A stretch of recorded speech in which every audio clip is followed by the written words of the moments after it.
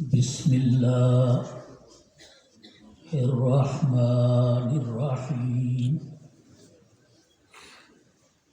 الحمد للہ الذی ہدانا للایمان والاسلام والصلاة والسلام علی سیدنا محمد نبیہ الذی استنقذنا به من عبادة الأوثان والأصنام وعلى آله وأصحابه النجباء البررة الكرام أما بعد آج ہمیں عمدۃ الواصلین قدوۃ السالکین خواجہ خواجگان شیخ المشائخ جناب قبلہ حضرت صاحب رحمۃ اللہ علیہ کے 14ویں سالانہ عرس مقدس کی تقریب سعید میں شرکت کی سعادت حاصل ہو رہی ہے۔ برادران شریعت و احباب طریقت، اللہ تعالی ذات وحدہ لا شریک جل مجدہ الکریم کا ارشاد گرامی ہے وَعَلَى اللَّهِ فَلْيَتَوَكَّلِ الْمُؤْمِنُونَ۔ ترجمہ: اہل ایمان کو صرف اللہ پر بھروسہ کرنا چاہیے۔ خالق و مالک کون خالق و مالک کن فکاں عزا اسمہ کا یہ بھی فرمان مقدس ہے وَمَن يَتَوَكَّلْ عَلَى اللَّهِ فَهُوَ حَسْبُهُ۔ ترجمہ: جو اللہ تبارک و تعالی پر بھروسہ کرتا ہے وہ اس کے لیے کافی ہوتا ہے، اور اللہ سمیع و بصیر و علیم و خبیر سبحانہ و تعالی کا ہی ارشاد مبارک ہے ان اللہ یحب المتوکلین۔ بے شک اللہ تعالی توکل کرنے والوں کو پسند فرماتا ہے۔ اللہ تبارک و تعالی کے محبوب حضور دانائے غیوب صلی اللہ علیہ وسلم کی حدیث پاک ہے من احب ان یکون اقوی الناس فلیتوکل علی اللہ۔ صحیح ابن حبان حدیث نمبر 729۔ ترجمہ: جو شخص یہ امر پسند کرے کہ وہ تمام لوگوں سے قوی تر ہو جائے تو اسے اللہ تعالی پر بھروسہ کرنا چاہیے۔ دیگر کئی ارشادات ربانیہ جل ذکرہ اور فرامین نبویہ صلی اللہ علیہ وسلم سے صفت توکل اپنانے کی رہنمائی ملتی ہے۔ حضرات سامعین کرام، توکل عربی کا لفظ ہے۔ اس کا معنی ہے کسی پر بھروسہ کر کے اپنا معاملہ اس کے سپرد کر دینا تاکہ وہ اسے سرانجام دے، اور توکل علی اللہ کا معنی ہے کہ آدمی اسباب پر بھروسہ کرنے کی بجائے اللہ تعالیٰ کی ذات پر بھروسہ کرے اور اپنے تمام معاملات اسی کو سونپ دے۔ یہاں یہ امر پیش نظر رہے کہ ایک انسان دوسرے کو بھروسہ کے قابل اس وقت ہی سمجھے گا جب اس میں 3 صفات موجود ہوں۔ نمبر 1 علم، نمبر 2 قدرت، نمبر 3 ہمدردی اور شفقت۔ ان تینوں اوصاف کو ذرا مفصل انداز میں یوں سمجھیں، جس شخص پر اعتماد اور بھروسہ کیا جاتا ہے اس کے بارے میں پورا یقین رکھا جاتا ہے کہ وہ تمام حالات سے واقف و آگاہ ہے اور تمام ضرورتوں کو پوری طرح جانتا ہے۔ اگر اس شخص میں یہ صفت موجود نہ ہو تو وہ کسی دوسرے کو کیا فائدہ پہنچا سکے گا؟ نمبر 2، جو کام اس کے سپرد کیا جا رہا ہے اس کے بارے میں یہ وثوق ہوتا ہے کہ وہ اسے انجام دینے کی پوری صلاحیت رکھتا ہے۔ اگر اس میں یہ قدرت و صلاحیت نہ ہو تو وہ کس طرح کسی دوسرے کا کام پوری طرح سر انجام دے سکے گا؟ اور اسی طرح کوئی بھی شخص اپنا کام کسی دوسرے شخص کے سپرد اس وقت کرے گا جب اسے یہ بھی کامل یقین ہو کہ وہ شخص ہمدرد اور شفیق ہے۔ اگر یہ صفت اس میں موجود نہ ہو تو اس کی وسیع معلومات اور کامل قدرت کسی کام نہ آ سکے گی، اور کوئی بھی اپنا معاملہ ہرگز کسی غیر ہمدرد شخص کے سپرد کرنے پر تیار نہیں ہوگا۔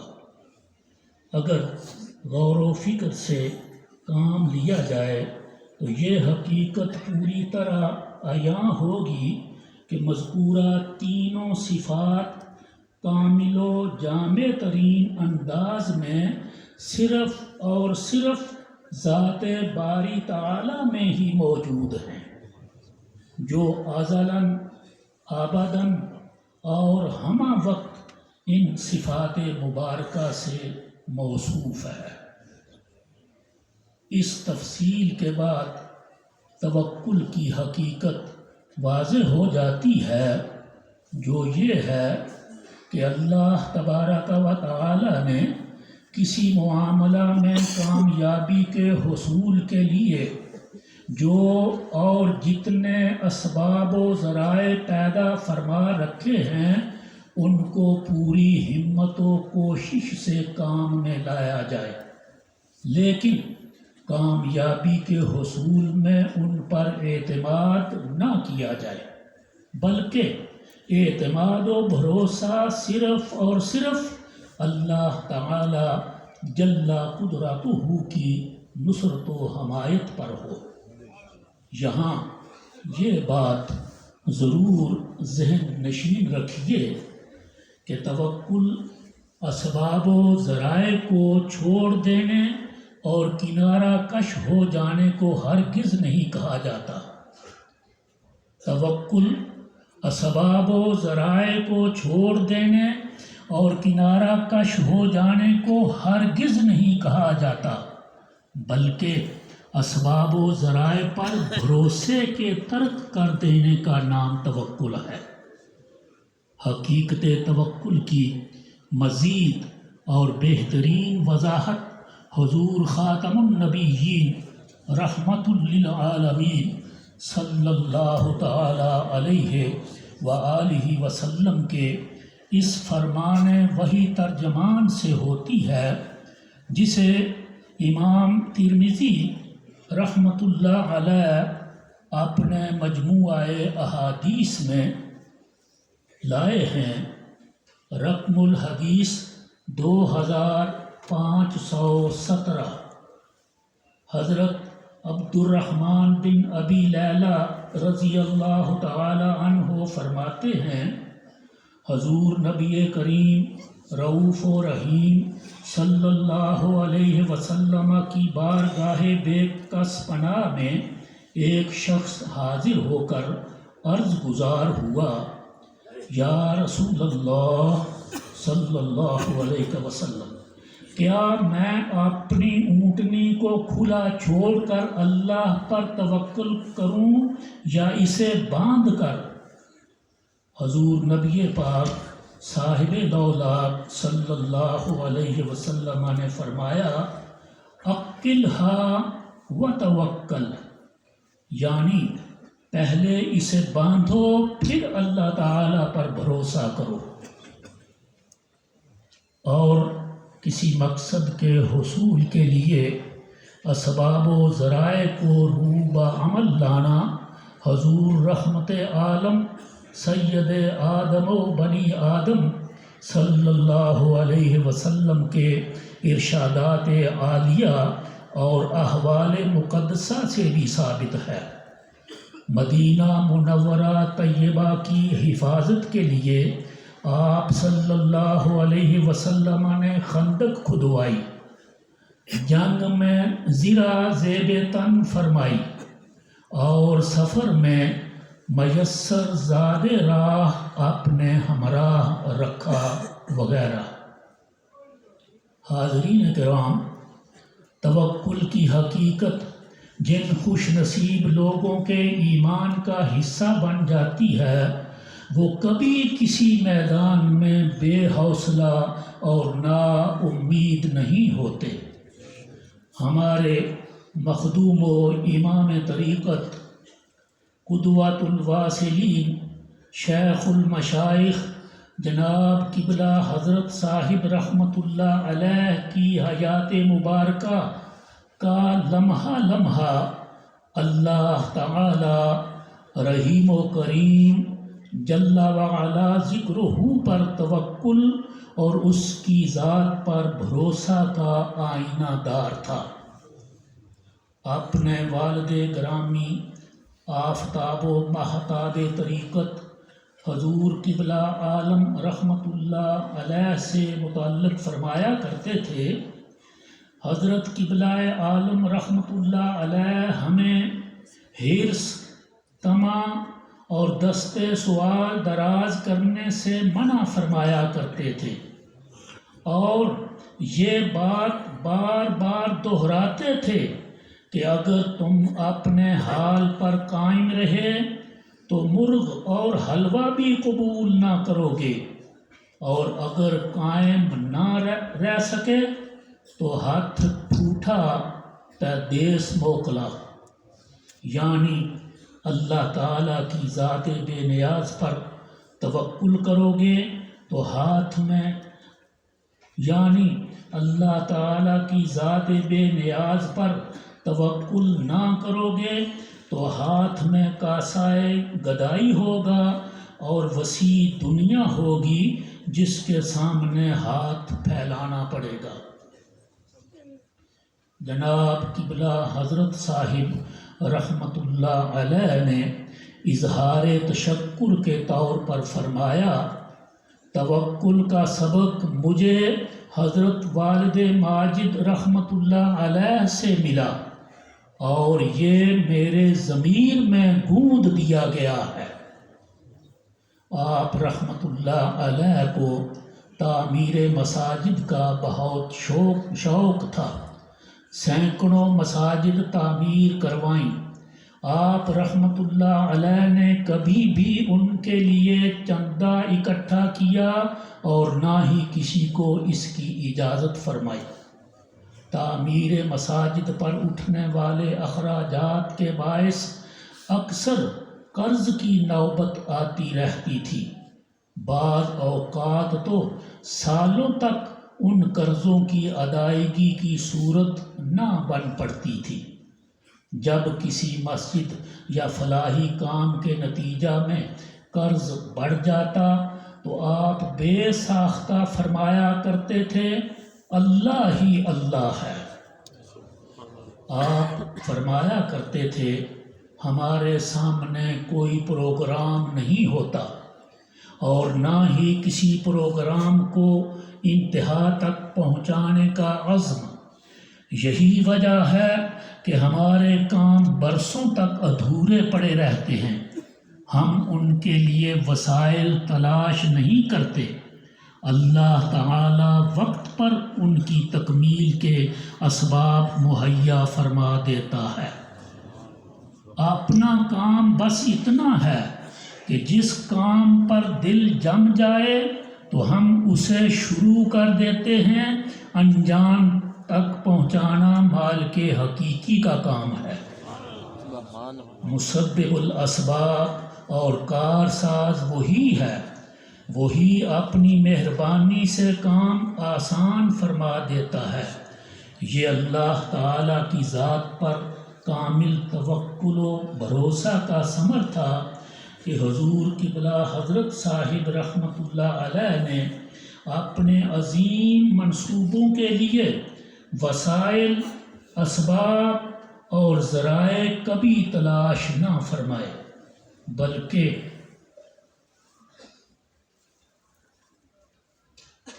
بلکہ اللہ تبارک و تعالی کا نام لے کر کام شروع کر دیا تو وسائل خود بخود مہیا ہونے شروع ہو جاتے۔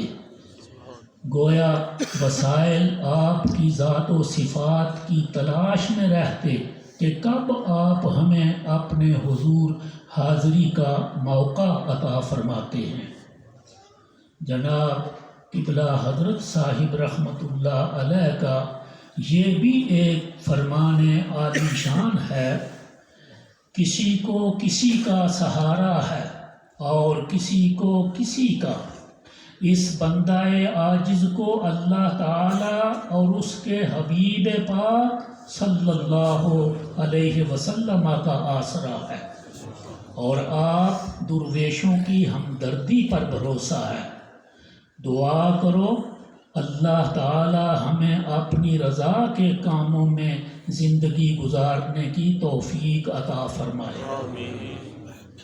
آج سے تقریباً 1000 سال قبل یعنی چوتھی صدی ہجری کے محدث جلیل امام نصر بن محمد بن ابراہیم سمرقندی قدس سرہ فرماتے ہیں کہ ایک حکیم و دانا کا قول ہے، اولیاء اللہ کے 3 اوصاف ہوتے ہیں: ہر چیز میں اللہ تبارک و تعالی پر بھروسہ، ہر کام میں اللہ تبارک و تعالی کی محتاجی، اور ہر معاملہ میں اللہ تبارک و تعالی کی طرف رجوع۔ محترم احباب، ہمارے مربی و مرشد کریم جناب قبلہ حضرت صاحب رحمۃ اللہ علیہ اپنی حاجات و ضروریات کے لیے ہمیشہ بارگاہ ربوبیت میں ہی متوجہ رہتے۔ عمر بھر کسی دنیا دار سے اپنی ضروریات کا ذکر نہ فرمایا، بلکہ ان کی ضروریات اور حاجات آپ کے در سے پوری ہوا کرتی تھی۔ آپ فرمایا کرتے تھے ہم درویش ہیں، ہماری نگاہ ہر وقت اللہ تعالی کی طرف ہوتی ہے، وہی ذات کار ساز حقیقی ہے جو اس کشتی کو اپنے فضل سے بطریق احسن چلا رہا ہے۔ اس کی ذات سے توجہ ہٹانا اور ما سوا کی خوشنودی کے پیچھے پڑنا ہمیں زیب نہیں دیتا۔ گویا آپ رحمت اللہ علیہ ان موزون الفاظ یعنی اشعار کا مصداق تھے۔ ساری دنیا سے پھیر کر آنکھیں، ساری دنیا سے پھیر کر آنکھیں، دل میں تجھے بسا لیا میں نے، دل میں تجھے بسا لیا میں نے، نیند کیا رات کیا اندھیرا کیا، نیند کیا رات کیا اندھیرا کیا، تیرے ذکر کا نور پا لیا میں نے، نیند آئی تو اپنی آنکھوں میں، نیند آئی تو اپنی آنکھوں میں نے تیرا جلوہ جما لیا میں نے۔ اللہ تعالیٰ کی پاک ذات پر کامل توکل کرنا اپنے ہم عصروں میں صرف آپ ہی کا امتیازی وصف نہ تھا، بلکہ آپ کے آباء و اجداد میں بھی یہ صفت بدرجۂ اتم پائی جاتی تھی۔ آپ نے اپنے اخلاف اور سنگیوں کو اسی کی تلقین فرمائی اور فرمایا، ہمارے اسلاف کی زندگی کھلی کتاب کی طرح ہمارے سامنے ہے، انہوں نے بقدر ضرورت پر اکتفا فرمایا، اپنی زندگیاں شریعت مطہرہ کے مطابق بسر کی، لوگوں کو نیکی اور خیر کا راستہ دکھایا، ان کی رہنمائی کے لیے مساجد کو اپنا مسکن بنایا۔ کل کی بات ہے، حضور قبلہ عالم رحمت اللہ علیہ لوگوں کی ایک بڑی تعداد کے روحانی پیشوا تھے، مگر بوقت وصال زیب تن ایک جوڑا ہی کل کائنات تھی۔ آپ کی باقیات سے کوئی دوسرا جوڑا برآمد نہیں ہوا۔ اللہ تبارک و تعالیٰ کی ذات پر توکل کا یہ عالم تھا، اور تجہیز و تکفین سے اتنی بے اعتنائی کہ گھر میں ایک پائی تک نہ تھی۔ ایک صاحب حیثیت روحانی پیشوا کی ایک صاحب حیثیت روحانی پیشوا کی اس سے بڑھ کر بے نیازی اور توکل کیا ہو سکتا ہے کہ وجہ کفاف سے بھی کوئی دلچسپی نہ تھی۔ لوگوں کی خیر خواہی اور ان کو دین سے آگاہ کرنے کا جذبہ انہیں محلہ سے مسجد کے جوار میں لے گیا، اپنے آبائی مکان کو خیر باد کہہ دیا، مسجد سے ملحق ایک کچا مکان بنا لیا تاکہ مسجد کی صفائی اور اس کی آبادی کا موقع ملتا رہے اور سنگیوں کو وہاں آنے میں دقت نہ ہو۔ حاضرین و سامعین، ہمارے مرشد کریم خواجہ خواجگان جناب قبلہ حضرت صاحب رحمت اللہ علیہ کی متوکلانہ زندگی کا اظہار آپ کے اس ملفوظ شریف سے بھی خوب ہوتا ہے۔ فرمایا، ہم خدا کے مہمان ہیں، وہ ہمیں لباس چھوٹا دے یا بڑا قبول ہے، وہی ذات ہے جو ان گن اور ان منت پہنچا رہی ہے۔ توکل علی اللہ کی ہوگر ایسی ہی ہستیوں کے لیے رومی کشمیر عارف کھڑی شریف حضرت میاں محمد بخش رحمت اللہ علیہ نے کیسی حقیقی تصویر کشی کی تھی۔